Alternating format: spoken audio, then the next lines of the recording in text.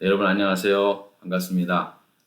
오늘도 수요 온라인 성경 공부에 함께 해주신 여러분 모두에게 진심으로 감사를 드립니다. 오늘은 지난 시간에 이어서 주기도문 11번째 시간으로 다만 악에서 구하소서라고 하는 기도문을 가지고 함께 말씀을 나눠보려고 합니다. 그동안 예수님께서 가르쳐 주신 이 주기도문을 통해서 우리는 그리스도인으로서 어떻게 기도해야 하는가에 대해서 배우고 있습니다만, 또 이 주기도문을 통해서 그리스도인으로서 어떤 영적인 안목을 가지고 이 땅에 살아가야 할 것인가, 우리의 삶의 그 영역에 대해서, 스펙트럼에 대해서 우리가 보고 배우게 되었습니다. 주기도문을 통해 우리는 예수님께서 말씀하신 대로 우리가 하나님과 하나님 나라, 하나님의 뜻을 위해서 기도했고, 또 우리에게 일용할 양식, 용서의 문제, 죄, 그리고 악의 문제까지 맞닥뜨리며 살아가야 한다는 것을 우리가 알게 된 거죠. 그만큼 우리가 기도해야 할 그런 영역들이 사실 굉장히 광범위하다라는 거죠.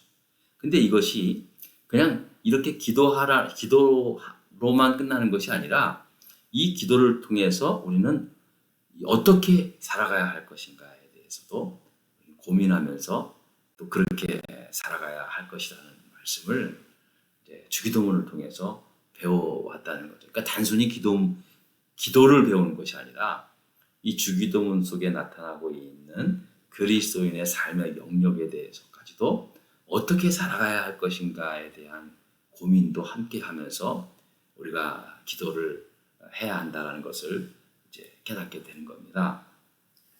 그래서 이제 지난 시간에 이어서 악에서 구하소서라고 하는 이 의미에 대해서 다시 한번 말씀을 드리자면, 악이라는 것이 어떤 상징적이나 어떤 추상적 개념이 아니라 지금 오늘 하루하루 우리의 현실에서 보고 듣고 경험하는 그러한 악의 모습들이라는 겁니다. 매일매일 들려져 오는 뉴스를 통해서 사회 각 분야 모든 영역에 전반적으로 도사리고 있는 이 악의 문제를 우리가 대하지 않습니까? 하다못해 진리와 선을 추구한다고 하는 학계와 종교계 속에서도 악은 교묘한 형태로 존재하고 있다는 겁니다. 근데 문제는 뭐냐면 요즘 이렇게 이런 형태의 악들이 너무나 일상화되어 버렸다는 겁니다. 일상화되었다는 것은 우리가 그만큼 이제 허락했다는 거죠. 자기도 모르게.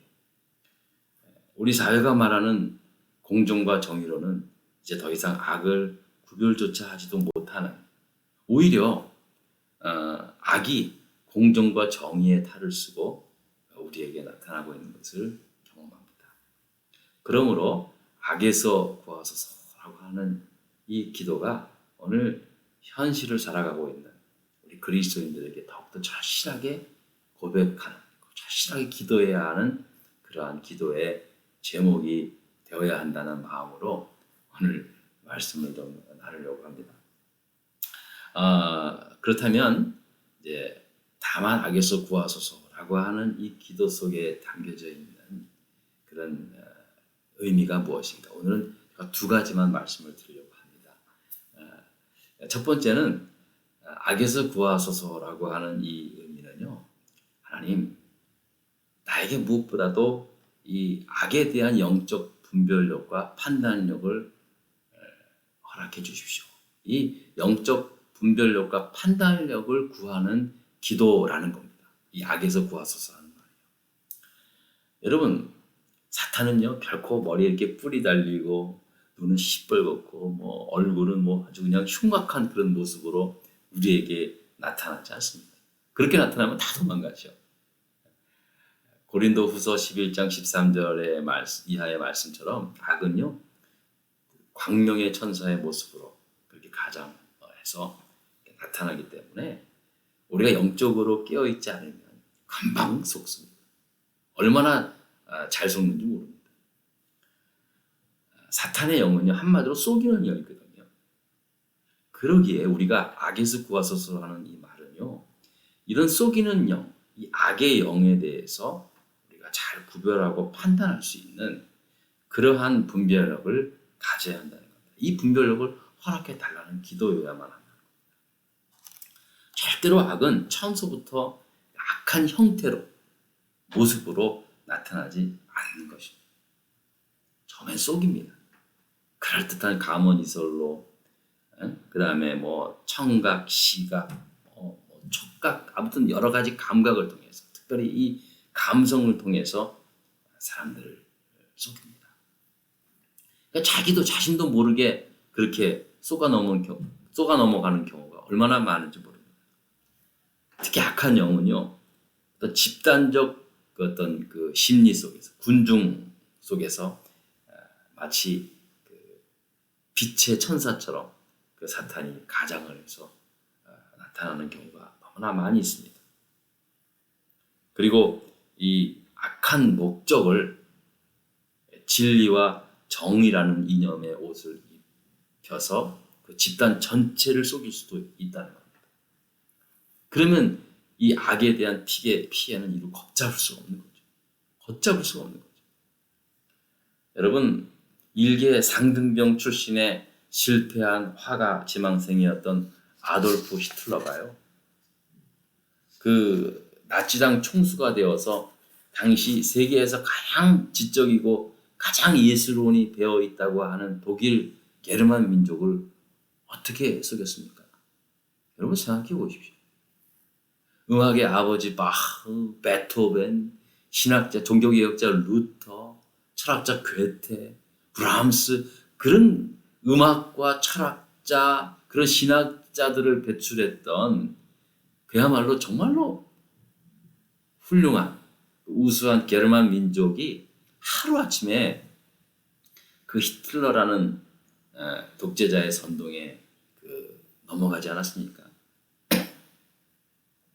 그들을 선동한 촉진제가 여러분 처음부터 악마적이었습니까? 다 죽이자고 그렇게 선동했습니까? 아닙니다. 민족 의식과 애국심으로 그들을 선동하게 된 겁니다. 여러분도 아시다시피 1차 그 세계 대전에 독일이 이제 패전국이 되지 않습니까? 그런데 당시 독일은 천문학적인 그 전쟁 배상금을 지불해야 한다는 그런 이제 상황이 맞닥뜨리죠. 그런데 그런 이유로 이제 독일 민족의 자존심은 아주 땅에 떨어질 대로 떨어졌고, 그렇게 우수했던 게르만 민족이 한마디로 프랑스나 영국, 그 미국 그런 비롯한 1차 그 승전국들에 대해서 바보 취급을 당했다고 하는 그런 정서가, 그렇게 생각하는 정서가 당시 독일 민족 사람들의 마음속에 가득 차 있었다. 그게 불만으로. 히틀러는 바로 이런 독일 국민들의 정서를 민족 정신과 애국심으로 자극하게 되는 거죠. 그래서 독일 사람들의 마음을 단순히 사로잡게 되지 않습니까? 필립 얀시라는 분이 말하기를 이렇게 합니다. 그렇게 지성적이고 예술적 정신이 풍부했던 독일 사람들이 그 시대에 감히 인간의 이름으로 그토록 잔인한 행위들을 할 수 있었던 것은 그와 같은 행동들을 국가, 민족에 대한 충성이라는 이름으로 그 악을 정당화했다는 거죠. 여러분 얼마나 그럴싸합니까? 국가, 민족에 대한 충성이 얼마나 멋있습니까?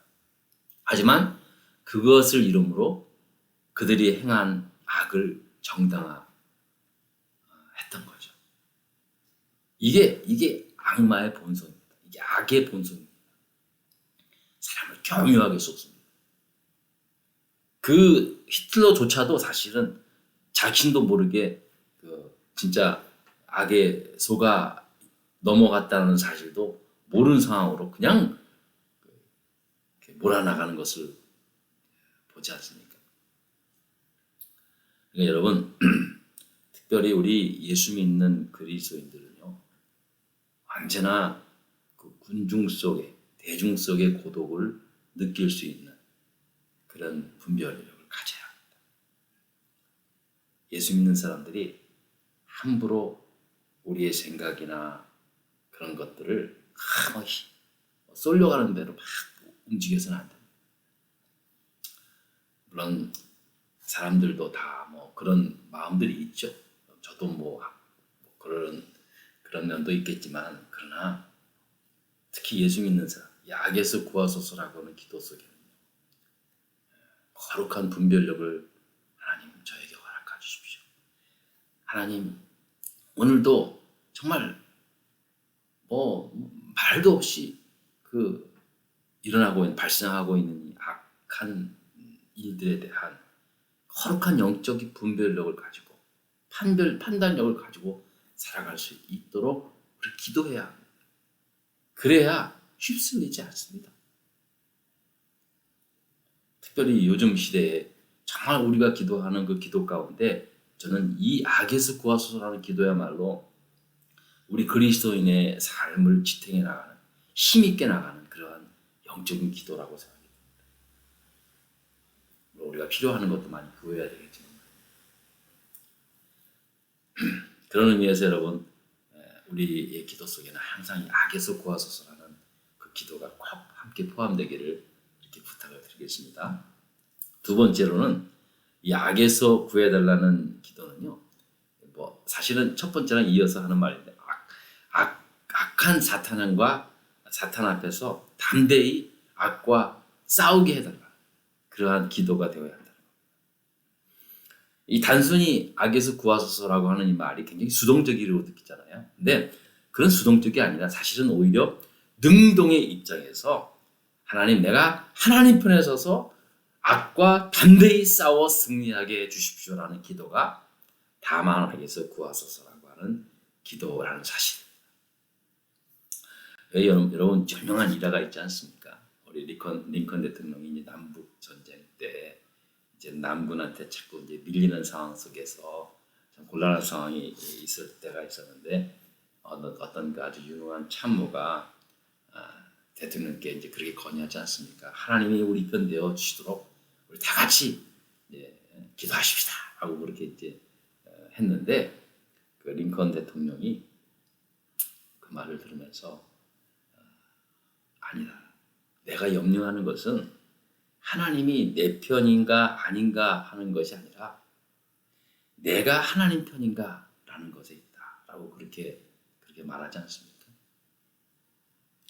여러분, 우리도 정말 그 뭐 짧은 일화지만요, 전 정말 그 일화 속에서 우리 자신도 마찬가지입니다. 우리가 기도 속에 보면, 우리의 삶 속에 하나님 앞에 소망하고 기도하는 것을 보면은 하나님이 내 편 돼서 나를 좀 도와줘서 내가 이렇게 할 수 있도록 해주십시오 라고 하는 기도지, 하나님, 내가 적극적으로 자발적으로 정말 내가 능동적으로 하나님 편에 서서 하나님이 기뻐하시고 하나님이 원하시고 하나님이 이루시고자 하는 그 현장에서, 하나님의 뜻이 나타나는 그 현장에서 내가 하나님 편에 서서 내가 서겠습니다 하고 하는 기도를 드리는 건요, 그런 경우는 그렇게 많지는 않은 거예요.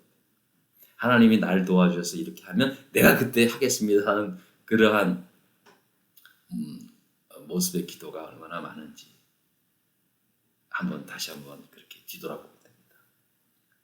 여러분, 우리가 다만 악에서 구하소서라고 하는 말은요, 하나님 나에게 거룩한 이 악에 대한 거룩한 분별력을 가지고 판단력을 가지고 살아갈 수 있게 해주십시오. 그리고 하나님, 나에게 담대한 믿음을 주셔서 담대하게 내가 하나님 편에 서서 악과 싸워 이길 수 있도록 하나님 나에게 성령 충만하게 하시고 담대한 믿음 허락하여 주셨어라고 하는 기도가 바로 악에서 구하소서라는 기도라는 겁니다. 여러분, 우리 이 기도를, 이 악에서 구하소서라고 하는 기도를 언제나 우리의 기도의 기도 속에 함께 기도할 수 있는 저와 여러분 될 수 있기를 부탁을 드리겠습니다. 감사합니다. 다음 시간에 또 뵙겠습니다. 고맙습니다.